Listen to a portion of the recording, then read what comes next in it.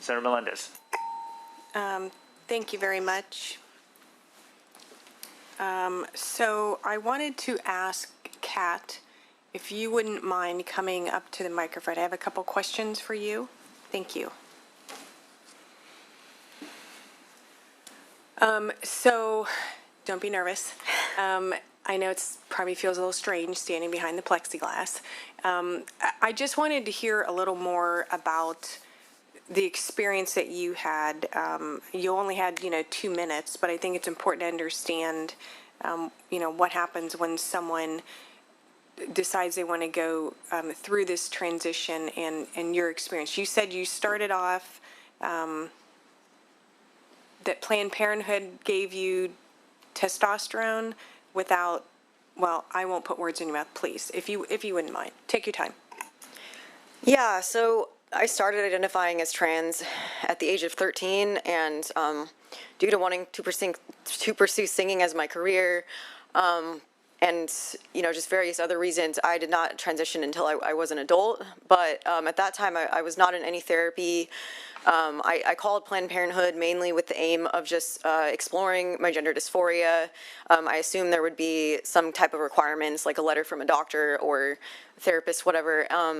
But instead, I was just immediately affirmed as a transgender man, and I just talked to the doctor there for about 30 minutes, and I got my prescription. And then basically the same thing was true for my top surgery letter, which I got approval for about a month later, also from Planned Parenthood over the phone. Okay. Sorry. Okay, so there was no,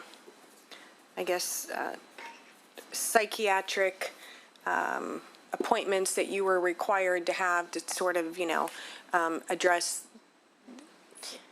the mindset and everything that goes along with the decision that's this monumental. No, there were no appointments with a psychologist or psychiatrist required. And I just want to add that this is the informed consent model, this is what trans activists are pushing for. This is what they want everywhere. They want you to just be able to get the hormones and surgery on your first appointment. Okay, I see. Is there anything else that you wanted to share with us today that you weren't able to share in your first go at the microphone? Now is your chance. Thank you. I will share that one of the most difficult things as a detransitioner is there is actually a lot of support set up already for transitioning, especially in California, but for detransitioning, myself, I haven't gotten any corrective surgery, but many detransitioners do require that, and it is not covered by insurance like trans services are.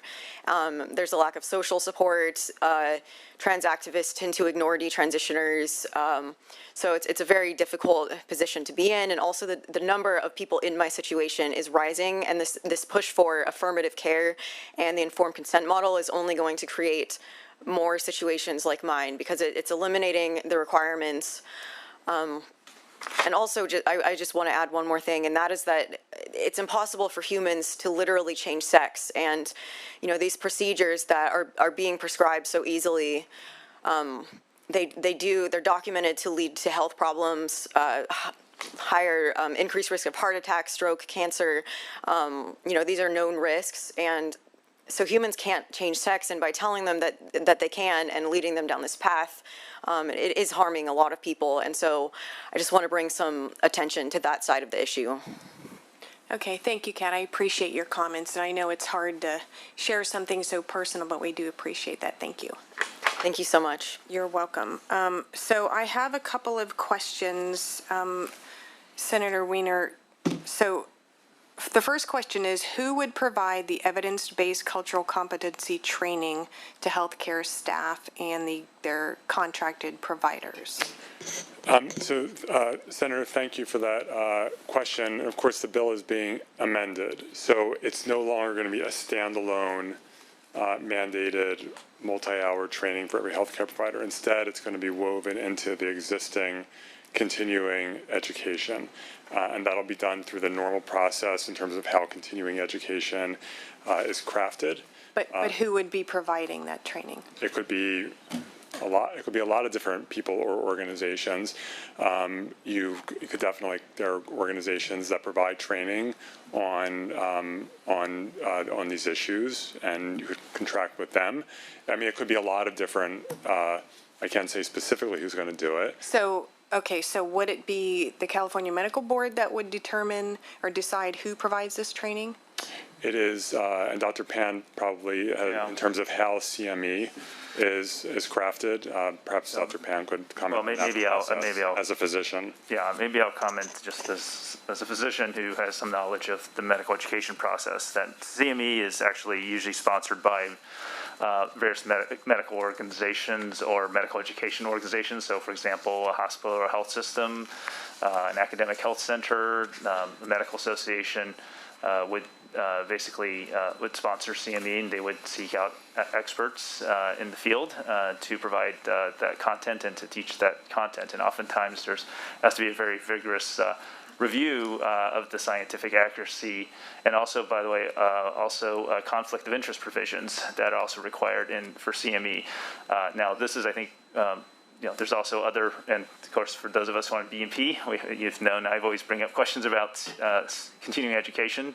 But again, sometimes some of these continuing education courses are also, depending on the particular profession, health profession, may also be reviewed by the licensing board as well for approval.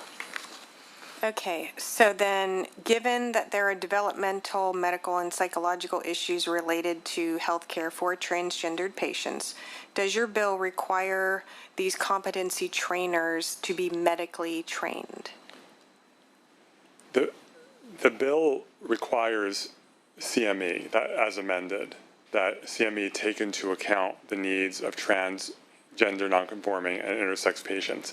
That's what it requires. So whatever the CME process is, and Dr. Pan just articulated it, having gone through it himself for many years, that would be the process here, again, that to make sure that in various components of healthcare practice, that transgender, nonconforming, intersex people are being treated by providers who actually understand who they are and their specific needs.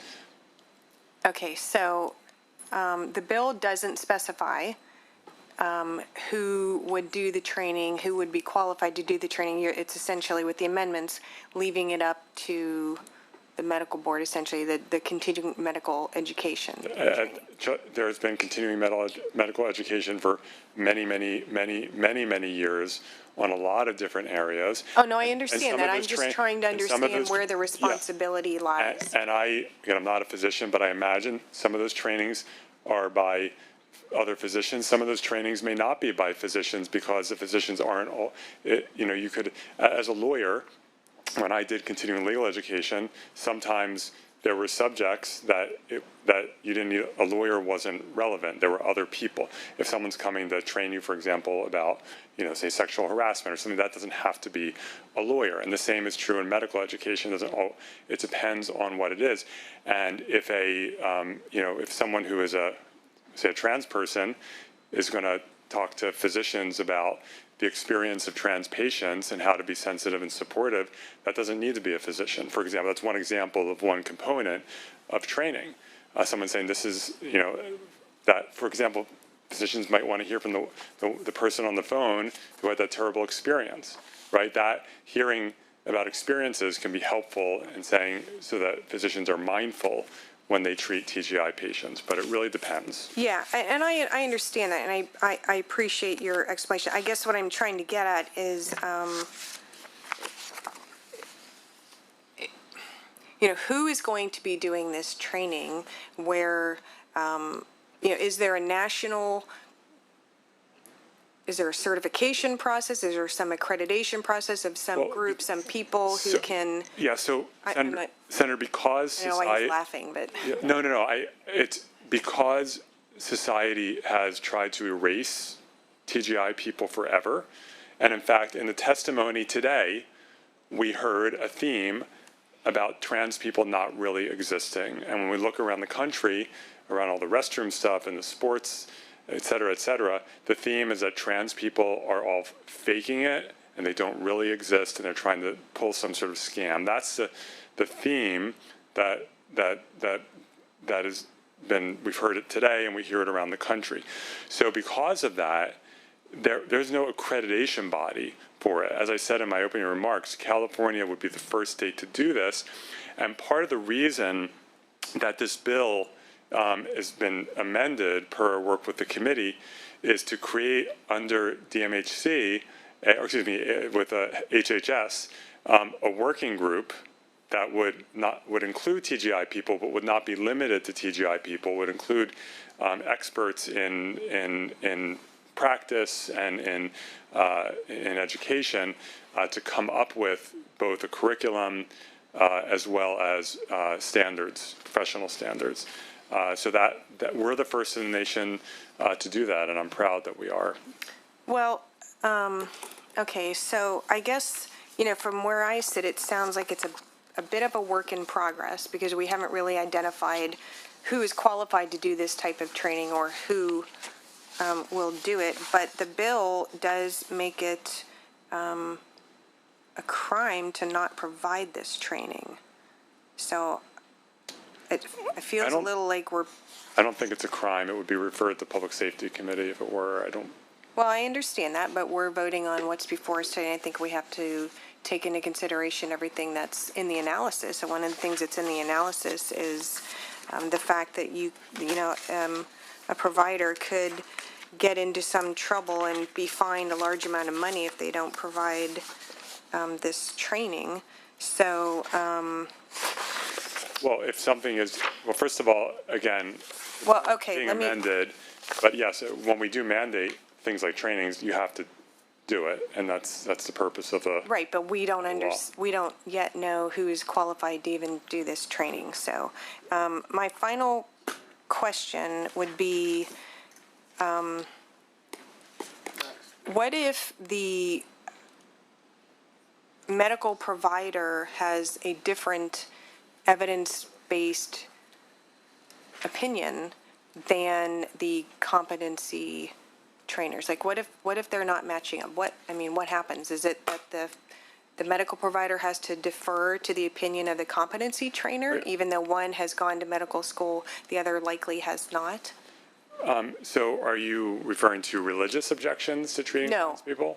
No. Then I don't know what you're referring to, because we hear that a lot about healthcare providers who, for religious reasons, don't want to treat LGBTQ people, and so they therefore claim I'm not. amendment exemption, which I don't agree with. No, no, I didn't mean somebody who, I mean, a physician who meets with the patient and has a discussion about the possibility of transitioning, or even just in the initial stages, like the witness who testified today, that, the physician may listen to everything and think, I'm not sure that this person is ready to move perhaps to the next step. Some more, discussion perhaps needs to take place. And so what if the competency trainer says, no, like that's not how we're going to do this. That's not the way this is supposed to be done. I don't think so. When there are trainings and standards, once they're formulated, it's not about like, this is how you practice medicine in terms of like, this is when you do a procedure or how you do a procedure. Physicians get trained in providing gender-affirming care, and not every physician is trained to do that. And that's one of the reasons the other part of this bill is requiring that health plans in their network directories identify who are the physicians that provide gender-affirming care, so trans people don't have to guess and don't have to make 1,000 phone calls, that they can actually see, here are the people who do that, who have been trained to do that. So this is about making sure that when healthcare providers are providing healthcare services, that they are doing it in a way that understands that trans people exist, that they're entitled to respect, this is how you interact with them, and so forth. Okay, well, I think that's all I have right now. Thank you. Thank you.